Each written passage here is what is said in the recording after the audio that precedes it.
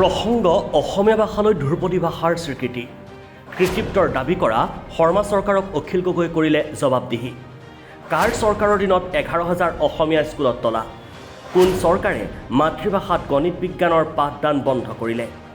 APSCত অসমীয়া ভাষাৰ প্ৰশ্নকাকত কোনে উঠাই দিলে অসমীয়া মাধ্যমৰ স্কুলত কোন চৰকাৰে হিন্দীভাষী শিক্ষকক নিযুক্তি দিয়াৰ নিয়ম কৰিলে অসমীয়া মাধ্যমত পঢ়া ল'ৰা ছোৱালীৰ ডাক্তৰ ইঞ্জিনিয়াৰ হ'ব নোৱাৰিব বুলি কোনে কৈছিল মুখ্যমন্ত্ৰীয়ে যদি পাৰে তেওঁৰ পৰিয়ালৰ বন্ধা স্কুলৰ মাধ্যম অসমীয়া কৰি দেখাওক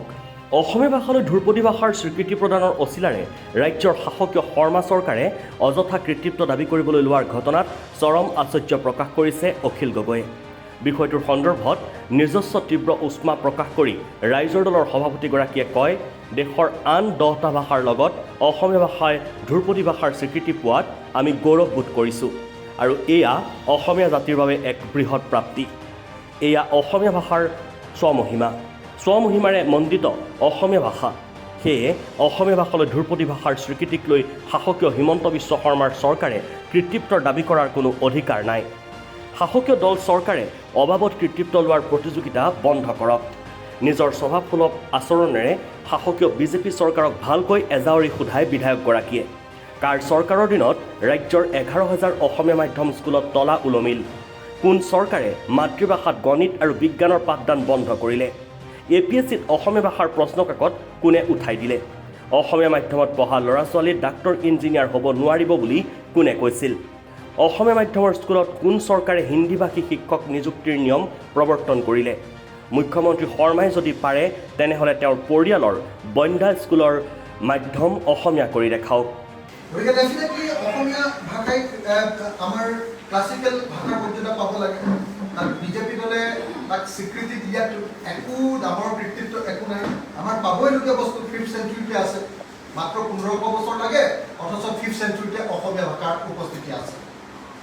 তাৰ পাছত দেখা গৈছে যে 5th চেঞ্চুৰীৰ পৰা পঞ্চম শতিকাৰ পৰা ত্ৰয়োদশ শতিকালৈকে এই সময়খিনিত বহুত এনেকুৱা ধৰণৰ শিলালিপি তাম্ৰলিপি বিভিন্ন ধৰণৰ লিপি অসমত আৱিষ্কাৰ হৈছে যিবিলাক লিপিত অসমীয়া ভাষাৰ অৱস্থিতিটো অতি স্পষ্ট ৰূপত প্ৰকাশ পাইছে গতিকে ডেফিনেটলি অসমীয়া ভাষাই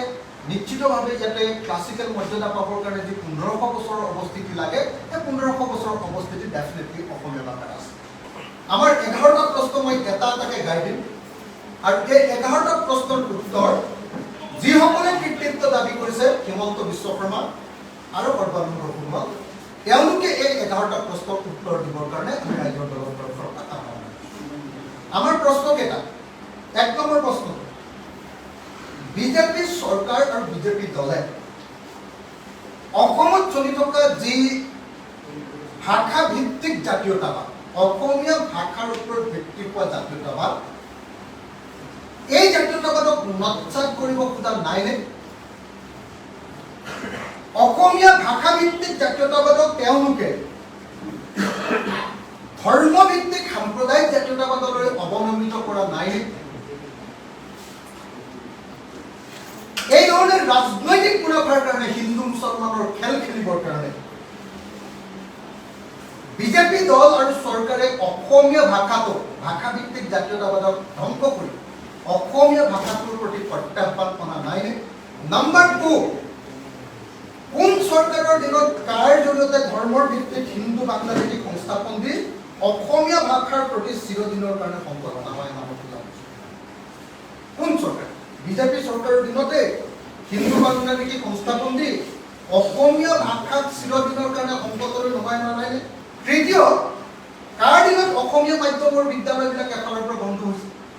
এখন দুখন নহলে 11,000খন অসমীয়া মাধ্যমৰ বিদ্যালয় বন্ধ হৈ গৈছে কাৰ দিনত আমাৰ চতুৰ্থ প্ৰশ্ন কোন চৰকাৰে অসমীয়া ভাষাৰ মাধ্যমত পঢ়িলে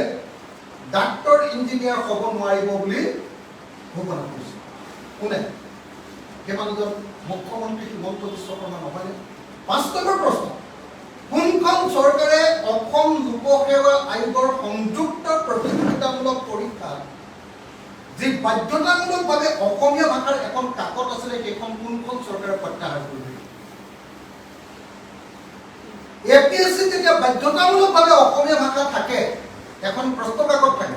তেতিয়া বাহিৰৰ মানুহে আহি আমাৰ ইয়াত এডমিনিষ্ট্ৰেটিভ পৰীক্ষাত উত্তীৰ্ণ হ'ব নোৱাৰে। কোনে সেই বাধ্যতামূলকভাৱে অসমীয়া ভাষাৰ প্ৰশ্ন কাকতখন কোনে নাইকিয়া কৰিলে? যাৰ ফলস্বৰূপে আজি APSC, আজি ACS বা আপোনাৰ APSত বা অন্যান্য ছাৰ্ভিচবিলাকত এতিয়া বাহিৰৰ মানুহকেও আহি এই প্ৰশাসনিক পদবিলাক দখল কৰিব পৰা হ'ল। 6 নম্বৰ প্ৰশ্ন, অসম চৰকাৰৰ উদ্যোগত অসমীয়া মাধ্যমৰ বিদ্যালয় নহয়, CBSEৰ অধীনত ইংৰাজী মাধ্যমৰ বিদ্যালয় খোলাৰ সিদ্ধান্ত কাৰ? অসমীয়া মাধ্যমৰ ভাল বিদ্যালয় খুলিব খোজা নাই, অসমীয়া মাধ্যমৰ বিদ্যালয়খন ইংৰাজী মাধ্যমলৈ ৰূপান্তৰ কৰিব, তাক CBSEৰ অধীনলৈ নিবৰ কাৰণে এই বিজেপি চৰকাৰে সিদ্ধান্ত লোৱা নাই। 7 নম্বৰ প্ৰশ্ন, ভাৰতৰ কোন মুখ্যমন্ত্ৰীৰ পৰিয়ালে নিজৰ ৰাজ্যৰ মাতৃভাষাত নহয়, অসমীয়াত নহয়, ইংৰাজী মাধ্যমৰ ব্যক্তিগত খণ্ডৰ আন্তঃৰাষ্ট্ৰীয় বিদ্যালয় প্ৰতিষ্ঠা কৰিছে? কোনজন মুখ্যমন্ত্ৰী? তেখেত হিমন্ত বিশ্ব শৰ্মা নকৰে, বিজেপিৰ মুখ্যমন্ত্ৰী। 8 নম্বৰ প্ৰশ্ন, কোনখন চৰকাৰৰ দিনত অসমীয়া মাধ্যমৰ প্ৰাথমিক বিদ্যালয়ত বহিৰাজ্যৰ হিন্দী ভাষী শিক্ষকৰ নিযুক্তি দিয়া আৰম্ভ হ'ল? আমাৰ মাজুলীৰ জেংৰাই মুখৰ যে মিচিং ভাষা কোৱা ল'ৰা ছোৱালীৰ LP স্কুলত অসমীয়া মাধ্যমৰ বিদ্যালয়ত যে বিহাৰৰ পৰা আহি চাকৰি পালে। আমাৰ কাকপথাৰৰ যে দিৰাকত অসমীয়া মাধ্যমৰ বিদ্যালয়ত যে বহিৰাজ্যৰ পৰা হিন্দী কোৱা মানুহ আহি ডাইৰেক্টলি তাত যে শিক্ষক নিযুক্তি দিলে। আমাৰ 9 নম্বৰ প্ৰশ্ন, কাৰ দিনত অসমীয়া মাধ্যমৰ বিদ্যালয়বিলাকৰ স্কুলবিলাক এতিয়া বিদ্যালয়বিলাক এতিয়া নিৰ্মাণ হ'ব? কাৰ দিনত অসমীয়া মাধ্যমৰ বিদ্যালয়ৰ শিক্ষকসকলক পাঠদানত নহয় অন্য কামত ব্যস্ত কৰে অসমীয়া মাধ্যমৰ বিদ্যালয়বিলাকলৈ অমানিশা মাতি আনিব খোজা হৈছে? কাৰ দিনত? বিজেপি চৰকাৰ দিনত হয় নে নহয়? অসমৰ মুখ্যমন্ত্ৰী হিমন্ত বিশ্ব শৰ্মাই 10 বছৰৰ পাছত অসমীয়া মাধ্যমৰ বিদ্যালয় নাথাকিব বুলি কোৱা নাছিলেনে? একেই 9 নম্বৰ প্ৰশ্নত কৈছো যে কোন চৰকাৰৰ দিনত ভেঞ্চাৰ স্কুল চৰকাৰীকৰণ আৰু কেতিয়াও নহ'ব বুলি আইন প্ৰণয়ন কৰা হয়? 10 নম্বৰ প্ৰশ্ন হ'ল, ভাৰতৰ কোন মুখ্যমন্ত্ৰীয়ে ছ'চিয়েল মিডিয়াত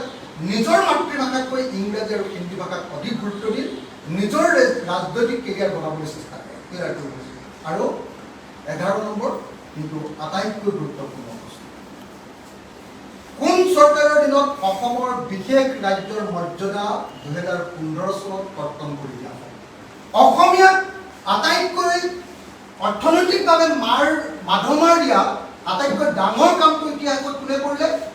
বিজেপি চৰকাৰৰ নৰেন্দ্ৰ মোদীয়ে 2015 চনত অসমৰ বিশেষ ৰাজ্যৰ মৰ্যাদা কৰ্তন কৰি এই কাম কৰিলে। News desk report, any political.